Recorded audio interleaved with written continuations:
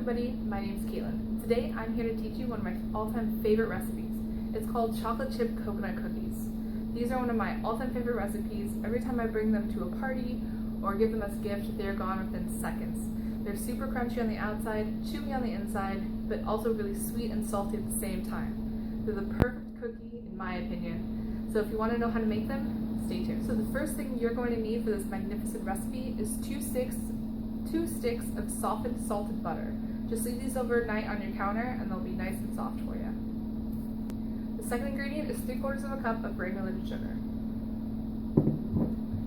followed by 3/4 of a cup of light brown sugar, 1 teaspoon vanilla extract, 2 large eggs, 1 teaspoon salt, 1 teaspoon baking soda, 2 1/4 cup all-purpose flour. I like unbleached, but you can use whatever. The chocolate chips, we're going to be using 12 ounces of these semi-sweet mini morsels. The reason I like the mini ones the best is because they're smaller and they can integrate better into the cookie dough so that you get a better disbursement of chocolate throughout all of the cookies. And the last ingredient we're going to be using is about 7 ounces, which is just under a cup of the Angel Flake coconut that's been sweetened. So about half of one of these bags. For this recipe today, I'm going to be using my KitchenAid stand mixer and just a regular standard paddle attachment.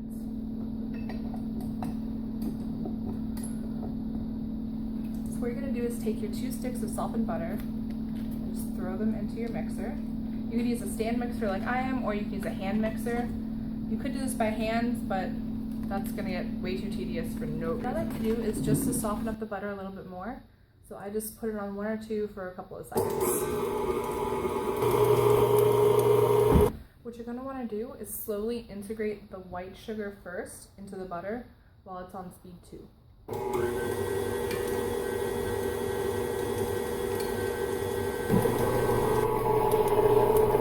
Next, you're going to want to do the exact same thing with the brown sugar. Just integrate it while it's on speed 2.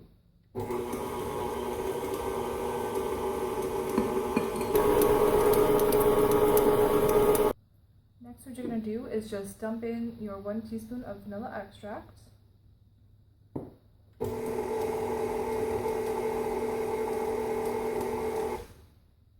then you're going to want to add in your eggs one at a time while it's going on speed 2.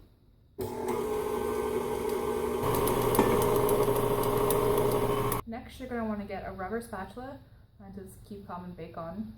Yours doesn't need to. And then you're just going to scrape down the sides of the bowl.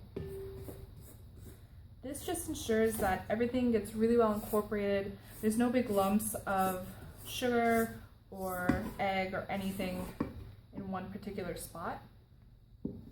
This makes everything come out a little bit smoother. So what I like to do to ensure that the salt, baking soda, and flour are all really well incorporated, I just dump them into the flour before I mix everything in. And then I mix this all together. And what this does is it just helps everything incorporate more evenly into the batter.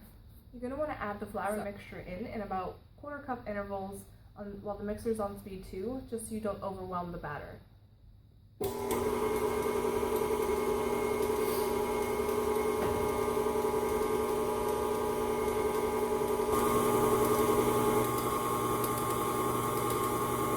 So now we're going to add in the full 12-ounce packets of these semi-sweet mini morsels.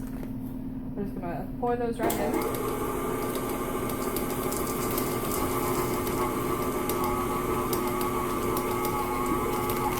And then we're just going to do the exact same thing for the 7 ounces of the coconuts.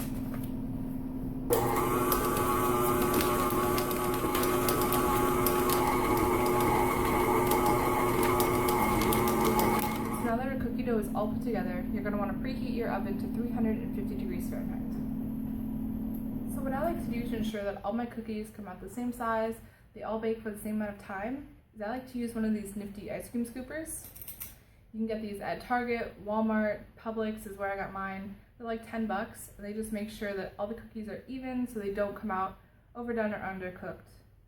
The one that I have is 1810 and it makes a bigger cookie, but I like that because I like cookies. Now what we're going to do is just take both of these trays of cookies and put them into the oven. Like I said before, it's a 350 degree oven And for cookies these size, you're going to want to leave them in for at least 10 to 12 minutes. And as you can see, I have them on both racks. You're going to want to flip them about halfway through so that the bottom and the top cook evenly, because the bottom cooks a lot faster because it's closer to the heating element. Then you just leave them for 10 to 12 minutes. So as you can see, the cookies have come out of the oven and I've taken them off the cookie sheets. I've just laid down some wax paper onto my countertop and spread them out. I found that they cool really fast and easily this way, so you would eat them even faster. And from this batch, I got 28 cookies, and as you can see, they're very large cookies. So if you made them like half the size, you'd get like 4 dozen cookies out of this, which is crazy. Alright, and here's our finished product, the chocolate chip coconut cookies. I hope you found this recipe easy and helpful, and if you make them, I hope you really enjoy them. Thanks for watching.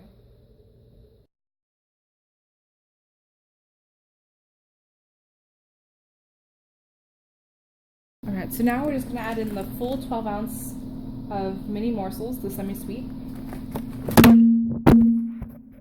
Or not. We're going to fix the camera first. I like to use an ice cream scooper. You can get these at Target, Walmart, Publix. They're like $10, and they just make sure that everything... Kitchen, why you guys sneeze? For those of you wondering how I filmed this by myself, these are cookies from my first attempt. A jar of flour, and a thing for your car to hold your phone. Resourceful.